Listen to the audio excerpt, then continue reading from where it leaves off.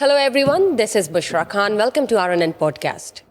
आज हम बात करेंगे कानून के हवाले से कुछ ऐसे केसेस जिनकी जजमेंट्स बहुत ही मुनफरिद तरीके से पास की जाती है। अगर बात करें बेल की तो यूजुअली केसेस की बेल होती है, कोर्ट में जाते हैं, लेकिन कुछ केसेस ऐसे हैं जो कि रिपोर्ट कर दिए जाते हैं। उनमें ऐसी क्या वजूहात होती है, कौन से सर्टन पॉइंट्स को फोकस किया जाता है, क्या डिफरेंट है, ये जानेंगे। साइबर क्राइम की दुनिया के हवाले से भी जानेंगे। सोशल मीडिया पे कंटेंट शेयर करना, अब उस कंटेंट की क्या नौयत है, अनरीजनेबल है या रीजनेबल है, या जिसने फॉरवर्ड किया है या आगे आगे 100 लोगों तक पहुंचा दिया है, तो इसमें अकाउंटेबिलिटी किसकी बनती है, किसका एहतसाब होगा, किससे पूछा जाएगा कि वो कंटेंट जो कि नामुनासिब था कहाँ से कहाँ तक पहुंच गया। ये जानना बहुत ज़रूरी है। और पाकिस्तान के कवानीन क्या कहते हैं इस हवाले से, और एक जजमेंट जो कि रिसेंटली पेश हुई, हम वो भी जानेंगे। Mister Syed Abdul Manan versus the state justice mister Tariq Saleem Sheikh. जानेंगे कि ऐसा क्या था कि इसको रिपोर्ट किया गया। मेरे साथ मौजूद हैं advocate from Lahore high court mister Haris Shahzad. अस्सलाम वालेकुम। वालेकुम सलाम। क्या हाल है आपके? I am good. Haris, usually हम जजमेंट्स जो हैं वो नाजरीन के साथ शेयर करते हैं। अभी रिसेंटली लाहौर हाई कोर्ट की जानिब से जो पास हुई है उसको रिपोर्ट किया गया।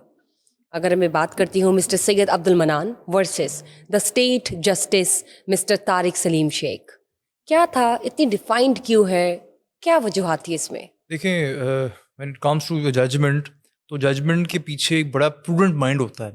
इस लॉर्डशिप जस्टिस तारिक सलीम शेख ने बहुत खूबसूरत जजमेंट दी है। आया कि टॉपिक तो बहुत एक डिफरेंट है, ब्लास्फेमी पे बात की गई है, बहुत ही सेंसिटिव टॉपिक है जिस पर बात की गई है, बच्चा बेल पटिशन। तो बेल में आके ये रिपोर्टेड क्यों किया गया, आपका सवाल ये पहले था। रिपोर्टेड इसलिए किया गया कि इसमें कई ऐसे इश्यूज उठाए गए थे कि जो कि कॉमनली डिस्कस नहीं किए जाते। सबसे बड़ा इशू ये था कि कोई ऐसा कंटेंट शेयर करना साइबर क्राइम को, कोई इसमें लॉज साइबर क्राइम की बात की जा रही है। जब साइबर क्राइम की बात की जाती है तो ऐसे लॉज प्रिवेल करते हैं कि जिनके तहत जो है वो देखा जाता है कि क्या आया कि इसमें इस कंटेंट शेयरिंग में, या क्योंकि सबसे जब पहले बात ही कंटेंट शेयरिंग की स्टार्ट होगी, तो क्या कंटेंट शेयरिंग करने में उन लोगों का हाथ था जिन्होंने कंटेंट शेयर किया, या जिन्होंने देखा, या सिर्फ देखकर रिएक्ट किया, या जिन्होंने इसके ऊपर रिएक्शन देके कंप्लेन फाइल की।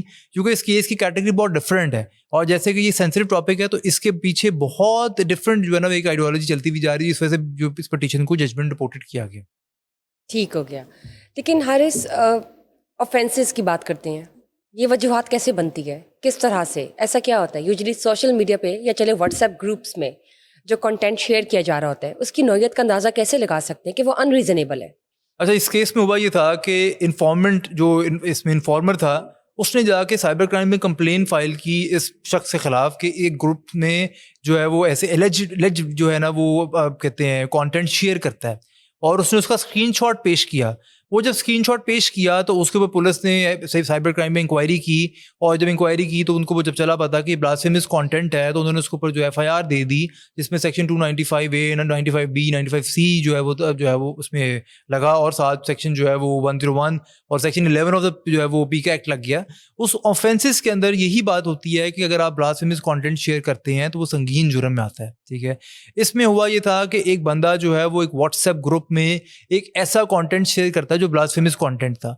उसके स्क्रीनशॉट रिपोर्ट होते हैं, एक इन्फॉर्मेंट निकलता है, दूसरा बंदा निकलता है, वो दोनों कंप्लेन फाइल करते हैं, वो कंप्लेन्स मर्ज होती हैं और एक FIR की सूरत जो इख्तियार करती हैं। उसके बाद जाके फिर ये सारा कुछ चलता है। ये बेसिकली पोस्ट अरेस्ट बेल आती है कोर्ट के पास, जिसको कोर्ट देखता है कि आया कि इस बंदे को इस कोर्ट में, इस केस में हमने छोड़ना है कि नहीं छोड़ना। ठीक हो गया। और क्या पाकिस्तान के डिजिटल जूरिस्प्रूडेंस में इसकी इम्पोर्टेंस है? बहुत इंपॉर्टेंस है। अब सब इंपॉर्टेंस क्यों बनती है? इंपॉर्टेंस इस तरह बन जाती है कि आप एक क्राइम कर रहे हैं जो डिजिटलाइज क्राइम हो चुका है।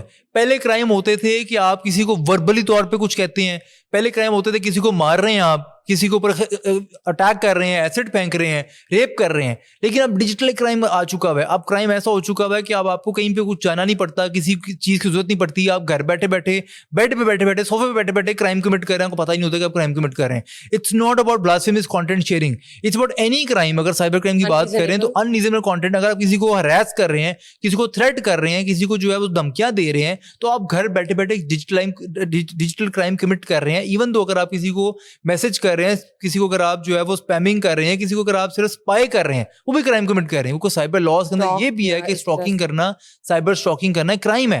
अगर आप किसी को जो है वो, फॉर एग्जाम्पल एक बंदे का प्रोफाइल है, उसको लॉक लगा हुआ है, मैं उसको रिक्वेस्ट भेज रहा हूँ, उसने मुझे रिफ्यूज कर दी, मैं दोबारा रिक्वेस्ट भेज रहा हूँ, उसने मुझे फिर रिफ्यूज कर दिया, मैं थर्ड टाइम जो दोबारा रिक्वेस्ट भेजूंगा तो वो मेरे अगेंस्ट क्राइम कमिट हो जाएगा कि मैं उसको साइबर स्टॉकिंग कर रहा हूँ, उसको बार बार रिक्वेस्ट भेज रहा हूँ, तो उसने मुझे मना कर दिया, रिफ्यूजल दे दी, but still I am going to जो है वो doing committing the crime again and again. तो this is cyber crime. So ये व्हाट्सएप ग्रुप ऑनर्स, क्या इन पर लाइबिलिटी बनती है कल्चरल? अच्छा, देखा जाए तो इस जजमेंट को इसलिए रिपोर्टेड किया गया क्योंकि हमने स्टार्टिंग में आगाज़ ये किया और मैंने सवाल के लिए वेट किया। इस जजमेंट को रिपोर्टेड करने का मकसद ही ये था कि इस जजमेंट में बात ये की गई है कि आया कि जो कंटेंट शेयर किया जा रहा है, अगर ग्रुप का एडमिन है, फॉर एग्जाम्पल एक ग्रुप का नाम है, कोई भी नाम है, आर के नाम है, उस ग्रुप का एक एडमिन बना हुआ है, उस ग्रुप के एडमिन ने अगर 15 मेंबर्स को रखा या 20 मेंबर्स को रखा हुआ है, तो क्या वो लाइबल होगा, क्रिमिनल लाइबिलिटी उसके ऊपर आएगी कि नहीं आएगी? तो इस जजमेंट में ये बात की गई कि जो एडमिनिस्ट्रेटर है, जो एडमिन है, या जो मेंबर्स हैं जिन्होंने उस कंटेंट के ऊपर रिएक्ट किया या नहीं किया, या उस कंटेंट को शेयर नहीं किया, तो वो इस क्रिमिनल जो लाइबिलिटी में नहीं फॉल करते, क्योंकि वो जो कॉमन बंदा इसमें क्राइम कमिट कर रहा है वो he himself is doing the crime, वो ग्रुप में शेयर कर रहा है। तो उसमें जो एडमिनिस्ट्रेटर ऑफ द ग्रुप है या जो इस ग्रुप का मेंबर है, उसके ऊपर क्राइम जो है लागू नहीं होता, क्योंकि उसने क्राइम कमिट नहीं किया। क्राइम कमिट करने वाला बंदा वो है जो कंटेंट शेयर कर रहा है। ये लोग उस कंटेंट को देख रहे हैं, लेकिन इसमें से रिपोर्ट करने के लिए जो बंदा जा रहा है, तो जो बंदा एडमिन है वो इसके ऊपर अगर कोई एक्शन लेता है तो वो ले सकता है, लेकिन उसके ऊपर इसके ऊपर लाइबिलिटी कोई नहीं आती है। अगर एक ग्रुप में 20 अफराद हैं और उनमें से कोई एक जो है अनरीजनेबल कंटेंट शेयर कर देता है, उनमें से आगे कोई उसको आगे शेयर करता है, तो वो कैसे अच्छा, पॉइंट कर सकते हैं, या क्या वो भी इसकी मत में आते हैं? पहले होता ये था कि किसी ग्रुप में कोई कंटेंट आता था तो उस पूरे ग्रुप के बंदों को इंक्वायरी कर लेते थे। पहले एफआईआर करती ये थी कि किसी ग्रुप में किसी बंदे ने अनरीजनेबल कंटेंट शेयर किया है, तो वो समझते थे कि पूरा ग्रुप इसी चीज़ का बना हुआ है, तो उस ग्रुप को पकड़ लेते, तो सारे मेंबर्स के खिलाफ एफआईआर हो जाती थी। लेकिन इस चीज़ को डिफाइन किया गया कि जो बंदा शेयर कर रहा है उस ग्रुप को, जिस बंदे ने उसका इख्तियार इस्तेमाल किया, जिस बंदे ने उसको जो है पकड़ा है, या जिस बंदे ने उस कंटेंट को बनाया है, अगर वही शेयर कर रहा है तो वही उसका जो है वो क्या कहते हैं लाइबिलिटी उसके ऊपर आएगी। अब कोई मेंबर उसको शेयर कर रहा है तो पुलिस उसकी फोरेंसिक करती है। इसी केस में भी ये हुआ कि जब स्क्रीनशॉट दिया गया तो स्क्रीनशॉट के बाद पुलिस ने अपनी इन्वेस्टिगेशन की, 5 वीक्स लगाए इन्वेस्टिगेशन कंप्लीट की, और 5 हफ्ते बाद वो ओप्पो फोन पकड़ा गया जिसमें से वो कंटेंट दरियाफ्त हुआ, और उसके बाद जाके चला पता कि इस बंदे ने ये कंटेंट जो है वो किया और इसने ये जो उस पर एलिगेशन लगा वो क्राइम कमिट किया है। तब जाकर चला पता कि he is a member, he is a person who was sharing the content, और ये उसके ऊपर लाइबिलिटीज को बनती है क्योंकि ये क्राइम कमिट कर चुका है।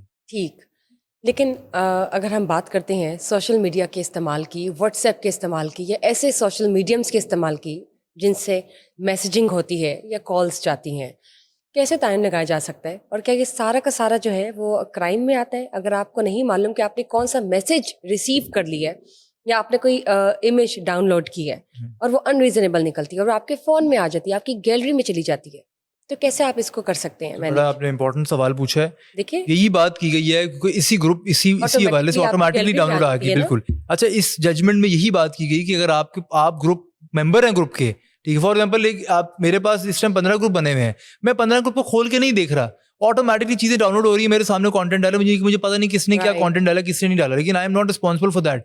वो जो बंदा शेयर कर रहा है वो उस पर रिस्पॉन्सिबिलिटी आती है, जो बंदे देख रहे हैं they are not responsible for that कि वो उस कंटेंट को देख रहे हैं। इसी तरह हम अपनी नॉर्मल लाइफ में भी ऐसा होता है कि हम कई ऐसी चीज़ें हैं, कई ऐसे लिंक्स को क्लिक करते हैं जिनको हमें पता नहीं होता, हमारा फ़ोन हैक हो जाता है। आजकल एक नया प्रॉब्लम चल रहा है कि व्हाट्सएप फॉरन आपका हैक हो जाता है अगर आप लिंक पे क्लिक करते हैं, वो जो कोरियर सर्विस के मैसेजेस आ रहे हैं, तो ये डिजिटलाइज क्राइम हो चुका हुआ है कि आप कोई भी काम ऐसा करते हैं तो वो डिजिटल क्राइम में फॉल कर रहा है।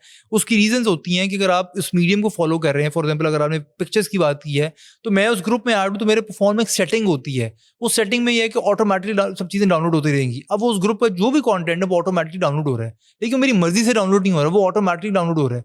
अब इसका ये मतलब नहीं कि मेरे फोन में ऑटोमेटिकली कोई चीज़ डाउनलोड हो रही है तो I am responsible for that, I am not responsible for that, क्योंकि वो जो बंदा क्राइम कमिट कर रहा है उसने वो कंटेंट डाला है तो वो ऑटोमेटिकली मेरे पास आ रहा है, वो शो हो रहा है। हाँ, ये मेरी स्वाबदीदी है कि मैं उस कंटेंट को देखूं, उस ग्रुप के एडमिन को जाकर बताऊं, या मैं इसको रिपोर्ट करूं कि ऐसा क्राइम आपको फौरन रिपोर्ट करना चाहिए, या ऐसे कंटेंट को आपको नहीं देखना चाहिए, आपको फौरन रिपोर्ट करना चाहिए ऐसे कंटेंट को।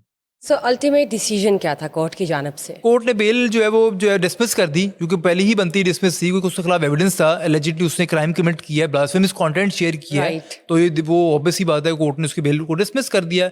उनकी तरफ से, लॉयर की तरफ से ये दिया गया था कि जी मोबाइल इसका कस्टडी में गया, और कस्टडी में जाने के बाद इन्होंने 6 हफ्ते 5 हफ्ते मोबाइल कस्टडी में रखा है। प्रोसिक्यूशन ने, पुलिस ने, अपने जो साइबर क्राइम का विंग है उसने फ़ोन अपने पास रखा है। उसके बाद जाके उन्होंने कोई कंटेंट से खुद ही शेयरिंग जो है वो किया है, और खुद से जाके उन्होंने जो है ना वो उस पर कंटेंट डाला है और एफआईआर दे दी है।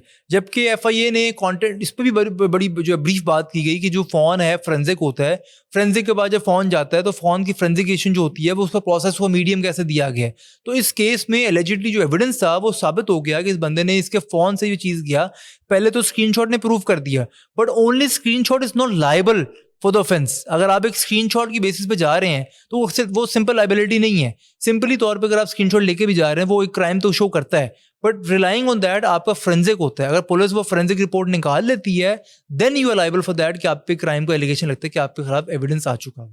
ठीक, तो हारिस ये बताइए, अगर ऑटोमेटिकली, अब जैसे अभी मैंने बात की, इमेज डाउनलोड हो जाती है या कोई कंटेंट आपके मोबाइल में, आपकी व्हाट्सएप कंटेंट में, डेटा में आ जाता है, आप उसको क्या करेंगे? डिलीट फॉर योर सेल्फ करेंगे, या आप उसको रिपोर्ट कर सकते हैं, या आप किस तरह से इसको ओमिट करवा सकते हैं या कर सकते हैं? देखिए, एज ए सिटीजन मेरी यही रिकमेंडेशन है कि आप उस कंटेंट को फ़ौरन रिपोर्ट करें। अगर ऐसा कंटेंट, और खुदा ना खासा ब्लास्फेमस कंटेंट कोई बंदा ऐसी गुस्ताखी कर रहा है, तो आपको तो फ़ौरन एफआईए में रिपोर्ट करना चाहिए उसको, ताकि उन बंदों के खिलाफ एक्शन लिया जाए।